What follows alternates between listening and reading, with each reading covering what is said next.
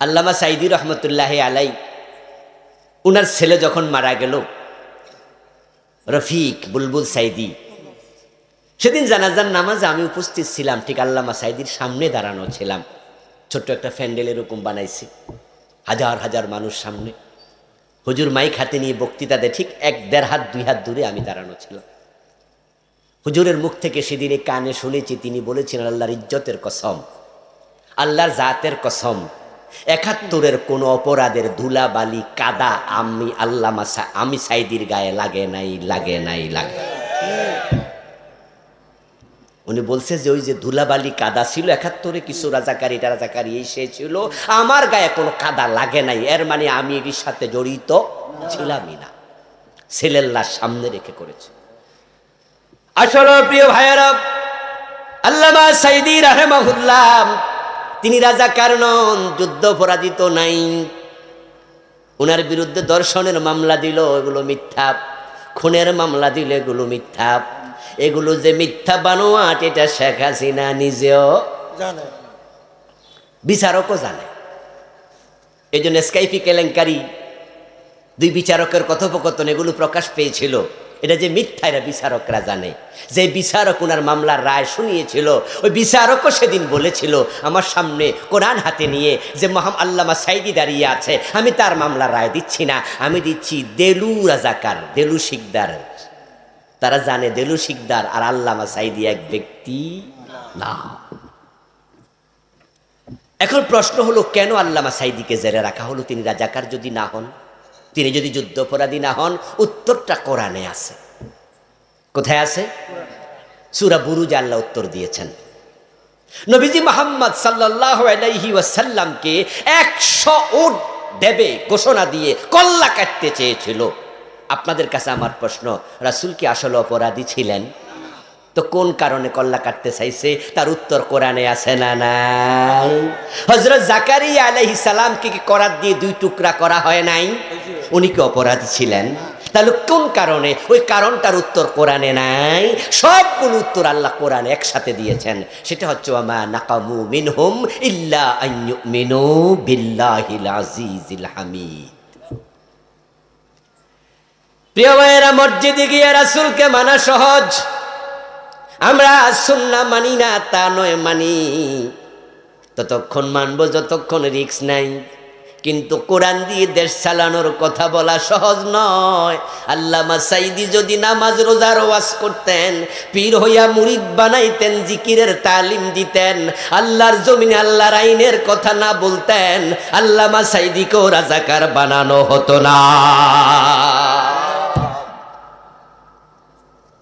তিনি যখন বলেছেন যে না, জমিন যার, আইন চলবে শুধুই তার, তিনি তার প্রতিটা মাহফিলে বাঘের মতো হুঙ্কার দিয়ে, সিংহের মতো গর্জন দিয়ে বলতেন, আল্লাহ ছাড়া কারো আইন মানা যাবে না। আর ওই জালেমগুলো হিসাব করে দেখছে, নবীজির মতো নামাজ পড়লে, নবীজির মতো টুপি মাথা দিলে অসুবিধা নাই, কিন্তু নবীজির মতো দেশ চালাইলে অনেক অসুবিধা। কারণ নবীর মতো কোরআন দিয়ে দেশ চললে তাদের সুদের ব্যবসার থাকবে না। অথচ Janata bank, Sonali bank, Agrani bank, AB bank, BRAC bank, Jamuna bank, এই ব্যাংক ওই ব্যাংক, বাংলাদেশে যে 100-র কাছাকাছি ব্যাংক আছে, এই সুদী ব্যাংকের মালিক জামাত ইসলামীর কয়জন নেতা? এই সুদী ব্যাংক যে কয়টা আছে, সবটির মালিক বিএনপি, সবটির মালিক আওয়ামী লীগ, সবটির মালিক জাতীয় পার্টি, সবটির মালিক ধর্ম নিরপেক্ষ যারা আলেম ওলামারা সুদী ব্যাংক প্রতিষ্ঠা করে না। এখন ওইরা যারা আছে ইসলামের বাহিরে, ইসলামী ধ্যান ধারণার বাহিরে, তারা হিসাব করে দেখছে, এ দেশে যদি কোরআনের আইন চালু হয়, আমাদের সুদী ব্যাংক তো আর চলতে তারা দিবে না। তাহলে আমাদের কোটি কোটি টাকার ব্যবসার কি হবে? কয়দিন আগে যখন অগাস্ট বিপ্লব হলো, তখন তো ফেসিস্টরা পালাইলো। ইসলামী ভাবধারার লোকেরা আমরা একটু বুক ফুলে মাথা উঁচু করে কিছু কথাবার্তা বলছি। তখন এক সিনেমার নায়িকাকে দেখলাম এক সাংবাদিক প্রশ্ন করতেছে, আচ্ছা বাংলাদেশে তো ইসলামওয়ালারা মোটামুটি আগাইয়া যাচ্ছে, এ দেশে ইসলাম আসুক, আপনি কি চান? ওই সিনেমার নায়িকা বলতেছে, হ্যাঁ ইসলাম আসলে তো ভালোই, ইসলাম তো ভালো জিনিস, আসলে আমিও পক্ষে। কথা হইলে আমনের সিনেমার কি হইব? সাংবাদিক প্রশ্ন করছে, আপনি যে সিনেমা বানান, আপনি সিনেমার নায়িকা। তখন ওই মহিলা বলতেছে, হ্যাঁ ইসলাম আসলে তো আর মনে হয় সিনেমা করতে দিব না। এরপরে আচ্ছা তাহলে ইসলামী সিনেমা বানাবো। কথা বুঝছেন? ওরা হিসাব করে দেখেছে যে সিনেমা আমরা যারা চালাই, ইসলাম আসলে সিনেমা হল থাকবে না, ইসলাম আসলে মদের ব্যবসা থাকবে না, ইসলাম আসলে সুদ খাওয়া যাবে না, গোশ খাওয়া যাবে না, দেশের টাকা পাচার করে কানাডায় বেগম পাড়া বানানো যাবে না। তাই ইসলামের পক্ষে যারাই কথা বলে তারা তাদেরকে সুবিধা মতো রাজাকার, সুবিধা মতো যুদ্ধপরাধী, বয়স যদি না মিলে তাহলে সুবিধা মতো জঙ্গি বানায়া মামলা দিয়ে দেয়, ঠিক কিনা? গত 15 বছরে কত জঙ্গির মামলা সাজাইছে, কত জঙ্গির মামলা। কারণ আমি আবুল কালাম আজাদ, আমার জন্ম 75-এ। তাহলে যুদ্ধ ক বছর পরে? 4 বছর পরে। এখন আমি যে ইসলামের পক্ষে কথা বলি, কোরআনের আইনের কথা বলি শক্তভাবে, গত 15 বছরও সারি নাই, বলেছি যা কপালে যা আছে হবে, আল্লাহর কথা তো বলতেই হবে। এই যে বলেছি, তারা যদি আমাকে অ্যারেস্ট করতো তাহলে আমার জন্ম যেহেতু স্বাধীনতার পরে, চাইলেও আমাকে রাজাকার বানানোর কোনো সুযোগ নাই, যুদ্ধ অপরাধী তো নাই। তারা ভাবছে তাহলে ওদেরকে থামাবো কি দিয়া? তাই আমাদেরকে থামানোর জন্য জঙ্গি নাটক সাজাইছে।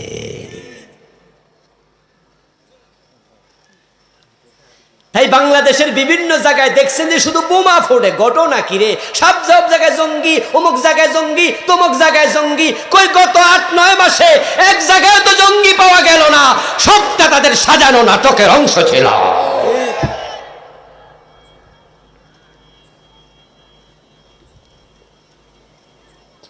আমি সকালবেলায় ফজরের নামাজ পড়ে বের হলাম একটু রুম থেকে। আমাকে রাস্তার পাশে দাঁড়ানো দেখে 2-4 জন ভাই, 2-3 জন ভাই দৌড় মারলেন, হুজুর হুজুর একটু দাঁড়ান। কত মাস 2-3 আগের কথা বলছি। তা আমি দাঁড়ালাম, ওনারা এসে পরিচয় দিলেন, আমি অমুক, হুজুর আপনারা রাস্তায় দেখে একটু দৌড়াই আসছি।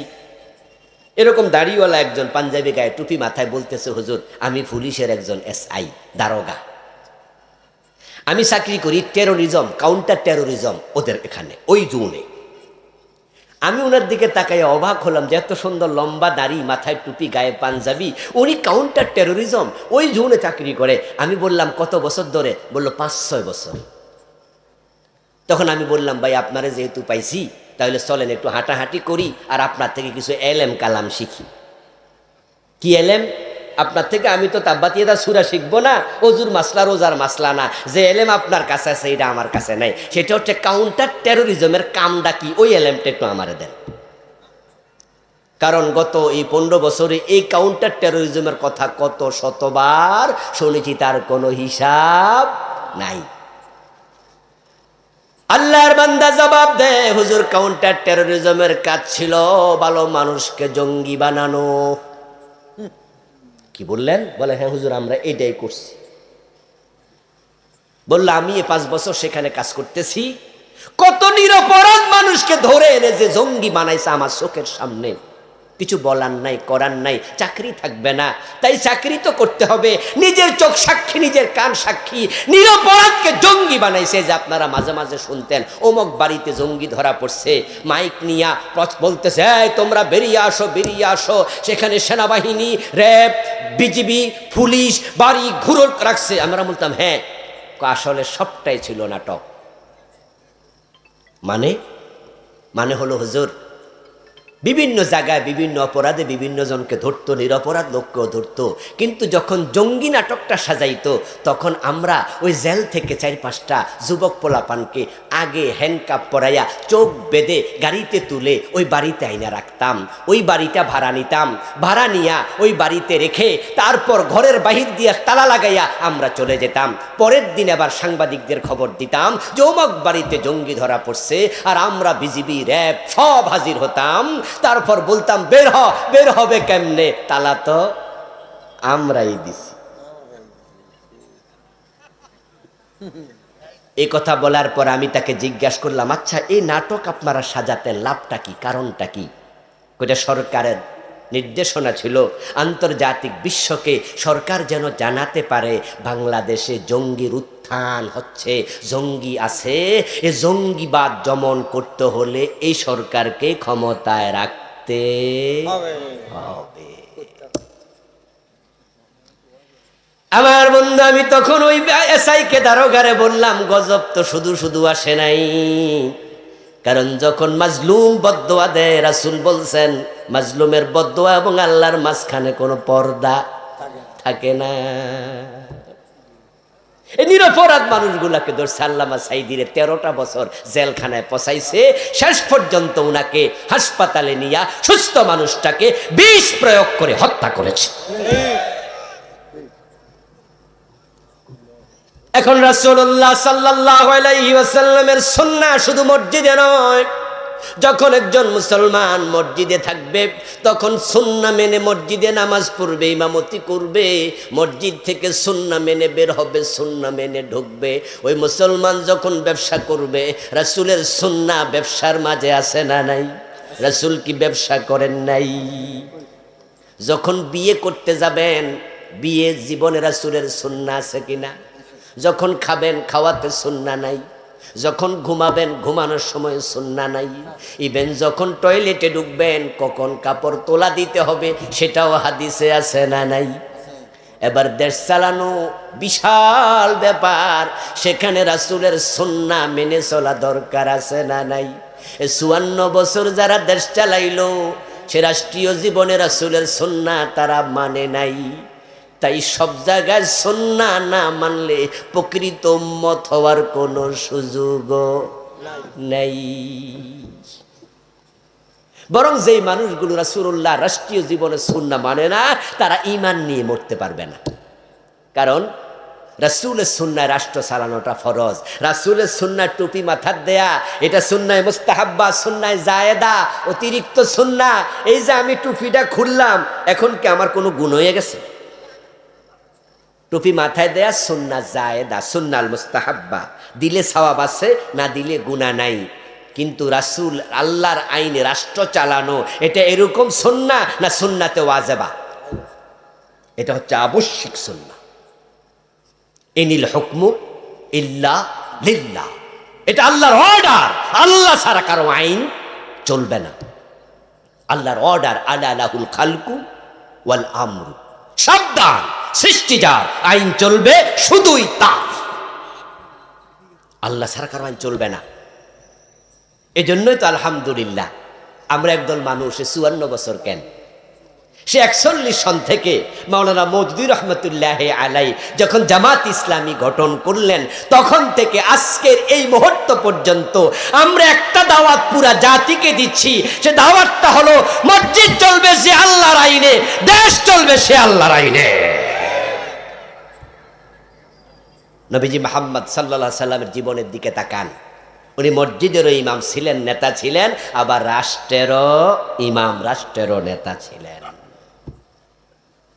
রাসূলুল্লাহর জীবন আমাদের জন্য আদর্শ, উনাকে অনুসরণ করা ফরজ। এখন রাসূলের জীবন তো বিশাল মহাসাগর, এই বিশাল মহাসাগর নিয়ে একদিনে 2 ঘন্টা 1 ঘন্টা কথার কতটুকু বলা যায়।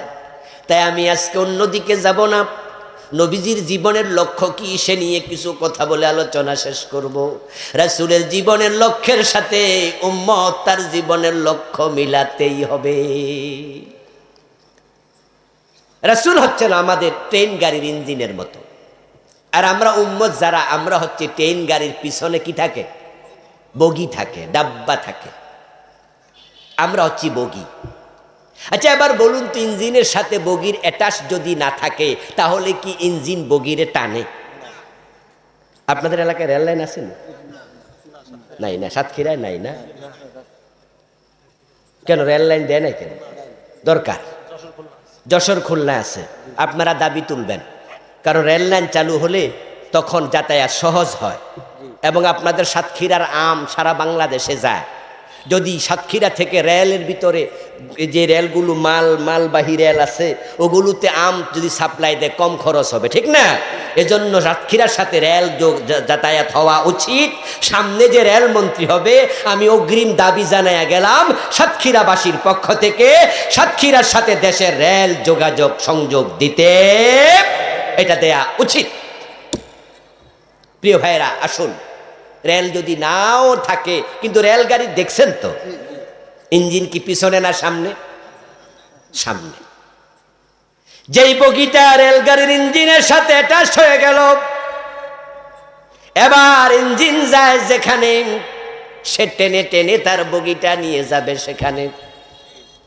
কিন্তু যেই ইঞ্জিনটা অ্যাটাচ হবে না, যে বগিটা ইঞ্জিনের সাথে অ্যাটাচ হবে না, ওই বগিটা কিন্তু পড়ে থাকবে, ইঞ্জিন তাকে টানবে না। এখন রাসূল যদি ইঞ্জিন হয়, তাহলে ওনার সাথে আমাদের জীবনের লক্ষ্য অ্যাটাচ করা দরকার আছে না নাই? লক্ষ্য মানে পরিকল্পনা, প্ল্যান, প্রোগ্রাম। বলুন তো, কাজ আগে না পরিকল্পনা আগে? এই মাইকওয়ালা, কি হলো তোমার মাইক? কাজ আগে না পরিকল্পনা আগে?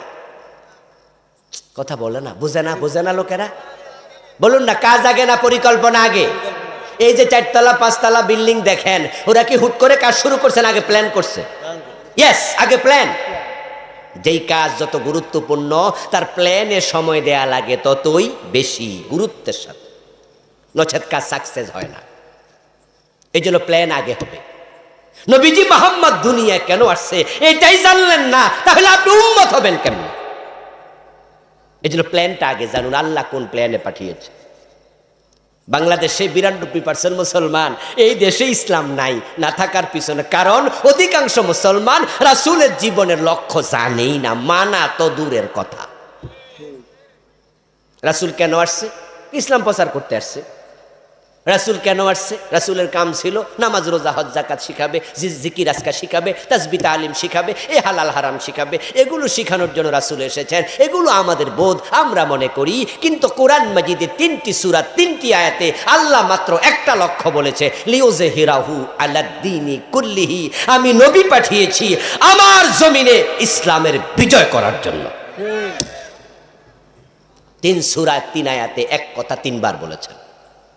আমি আল্লাহ আমার রাসূল পাঠিয়েছি, আমার রাসূলের জীবনের লক্ষ্য হচ্ছে জমিনে ইসলামের বিজয় করা। ইসলামের বিজয় যদি হয়, তাহলে নামাজের জন্য আলাদা ওয়াজ করার কোনো প্রয়োজন আর হবে না। আগামী সংসদ নির্বাচনে আপনারা সবাই মিলে, আমরা সবাই মিলে যদি 151 জন এমপি ইসলামের পক্ষে আমরা সংসদে পাঠাতে পারি, সেখানে তারা বসে একটা আইন পাশ করে, ইযা নুদিয়া লিস-সালাতি মিন ইয়াউমিল জুমুআতি ফাসআউ ইলা যিকরিল্লাহি ওয়া যারুল বাই'i। ওয়াজারুল বাই'a আমার রাসূলকে আল্লাহ তাআলা শিখিয়েছেন, আপনি বলে দেন আযান হবে তখন দোকানপাট বন্ধ করে দাও।